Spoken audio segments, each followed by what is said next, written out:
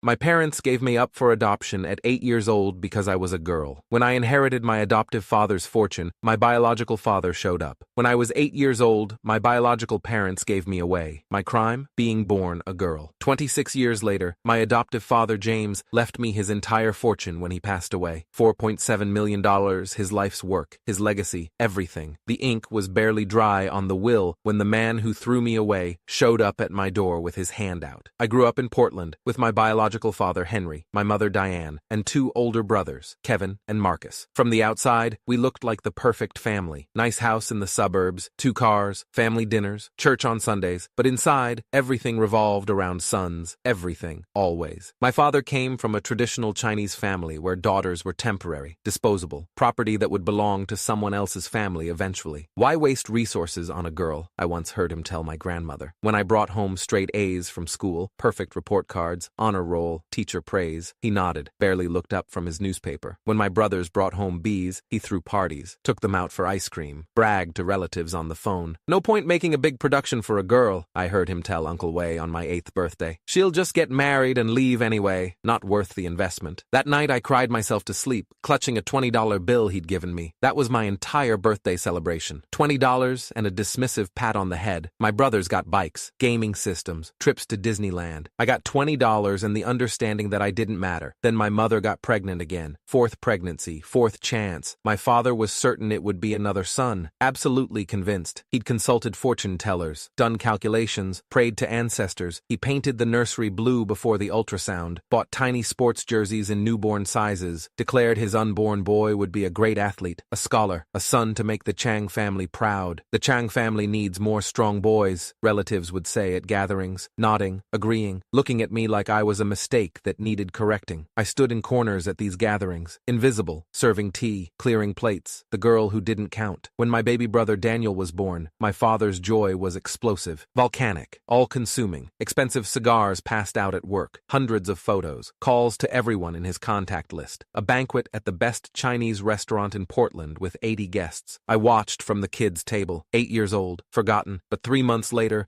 everything changed, everything shattered. Daniel was diagnosed with a severe developmental disorder, autism, epilepsy. He would need constant care, expensive treatments, specialists, therapies, medications, a lifetime of support and intervention. The joy died instantly, replaced by something darker, colder, more dangerous. My father's pride turned to rage, to blame, to desperation. This is punishment, he told my mother one night. I was supposed to be asleep, but I heard everything through the thin walls. For wanting too much, for being greedy. Heaven is punishing us. He started drinking, gambling, disappearing for days at the casino, coming home at dawn smelling like cigarettes in desperation. The medical bills piled up. $50,000, $80,000, $120,000. Insurance denied claims. Credit cards maxed out. Second mortgage on the house. The family fell apart, piece by piece, day by day. One afternoon in November, cold and gray and miserable, my father sat me down at the kitchen table, just the 2 of us. My mother was at the hospital with Daniel. My brothers were at after-school activities. We can't afford to keep everyone, he said. No preamble, no cushioning, just cold facts. Daniel needs all our resources. Every dollar, every minute, you understand? I was 8 years old. I didn't understand, couldn't understand. What do you mean? We're giving you up, to the state. Foster care. You'll have a chance at a better life, a life where you're not a burden. 2 weeks later, a social worker named Mrs. Patterson came to the house. Kind eyes, sad smile, clipboard full of forms. My mother packed my things, 1 suitcase, crying but not stopping, not fighting, not protecting me. This is what's best, she kept saying, over and over, like a mantra, like if she said it enough times it would become true. You'll understand when you're older. This is best for everyone. My father didn't even say goodbye, wasn't even home. He was at the casino, gambling away what little money we had left, avoiding the moment he'd created. I left with Mrs. Patterson, left my home, left my family, left everything I knew. My brothers didn't even come out of their rooms. I spent 6 months in foster care, limbo, purgatory, hell. Different homes, different families, different rules, never staying long enough to feel safe, never unpacking completely because I knew I'd be moving again soon. Some homes were okay, some were terrible, some were nightmares I still dream about, until James Wilson. He was a widower in his mid-50s, successful businessman who'd made his fortune in commercial real estate, no children of his own. His wife had died of cancer 5 years earlier. He walked into the group home where I was staying, a converted Victorian house with 15 other kids, and something clicked, something shifted. Tell me about yourself, Anna, he said gently, sitting across from me in the common room. Actually interested, actually listening. I told him I liked math, that I wanted to be an engineer someday, that I liked building things, solving problems, making things work. His eyes lit up. Actually, lit up. That's wonderful. The world needs more women engineers, needs more people who think like you. No one had ever said that to me before, ever, in my entire life. James adopted me 3 months later, February 14th, Valentine's Day. He joked that it was fitting, the day he gained the daughter he'd always wanted. He didn't just give me a home, he gave me a future, a life, a chance. Piano lessons, because I'd mentioned once that I thought pianos were beautiful. Math tutors when I struggled with geometry. College prep courses, SAT classes, encouragement at every step. You're brilliant, he'd say when I brought home report cards. Every time, without fail. Never let anyone tell you otherwise. Never doubt yourself. He attended every school event, every science fair, every debate tournament, every graduation, front row, camera ready, beaming with pride. He walked me through my first breakup, taught me to drive, helped me pick colleges, celebrated when MIT accepted me early decision. He was the father I'd always needed, the father I'd always deserved. I graduated MIT with honors, bachelor's and master's in aerospace engineering, started my career at Boeing, then SpaceX, rising through ranks, making things fly, making dreams real. James was there for everything, every promotion, every achievement, every milestone. When he got diagnosed with pancreatic cancer, stage 4, inoperable, terminal, I took a leave of absence from work, moved back home to care for him. You didn't have to do that, he said from his hospital bed, voice weak, body failing. Your career, yes I did. You're my dad. This is what family does. He squeezed my hand, smiled that gentle smile. I'm so proud of you, so grateful. You were never a burden, Anna. You were always my greatest joy. 2 weeks later, he was gone, slipped away peacefully in his sleep with me holding his hand. His lawyer, Richard,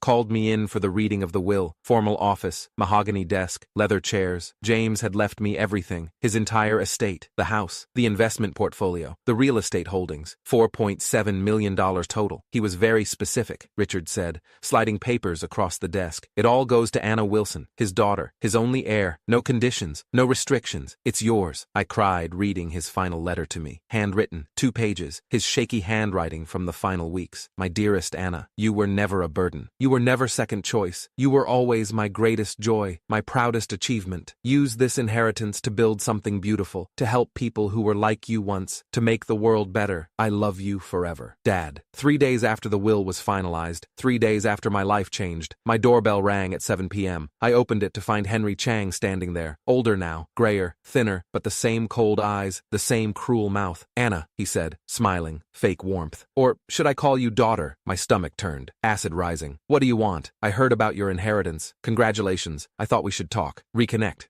You know, family. We have nothing to talk about. Me into my house, into the entryway. Uninvited. Unwelcome. I'm still your father. Biologically. Legally. I have rights to 26 years ago when you signed the papers. He smiled, cruel and calculated. Practiced. Your mother and I are struggling, barely keeping our heads above water. Family helps family, Anna.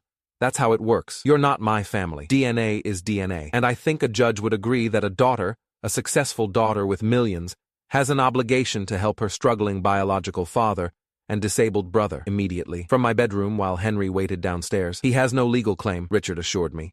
Voice certain, confident. Shin severed all legal ties, completely. He's legally no different from a stranger. But Henry didn't stop. Emails, phone calls, showing up at my office building, waiting in the lobby, following me to my car.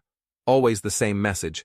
You owe me. I'm your real father. Blood matters. Then he escalated. Hired a cheap lawyer from a strip mall. Some guy with a stained tie and a desperate look. They threatened to contest James's adoption. Claimed coercion. Claimed I'd been taken illegally. Claimed James had manipulated a vulnerable child. All lies. All desperate attempts to get money. I'd had enough. Done being polite. Done being patient.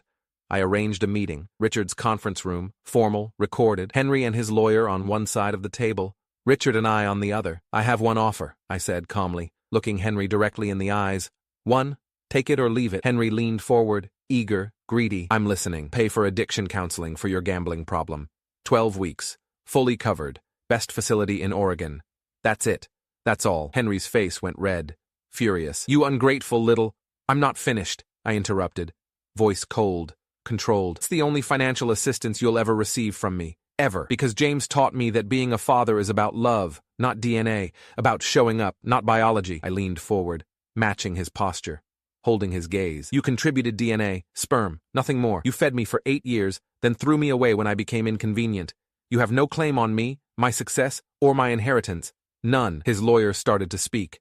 I held up my hand. Any further contact, any letters, calls, visits, or legal threats will result in a restraining order and very public legal action. I will file harassment charges, countersue for emotional distress. I will make sure everyone knows exactly what you did, how you abandoned an 8-year-old girl to save money, stood to leave, gathering my papers, my dignity, my power. I'm Anna Wilson, James Wilson's daughter, and I owe you nothing. 6 months later, I opened the James Wilson Foundation for Family Building, non-profit, tax-exempt, fully funded.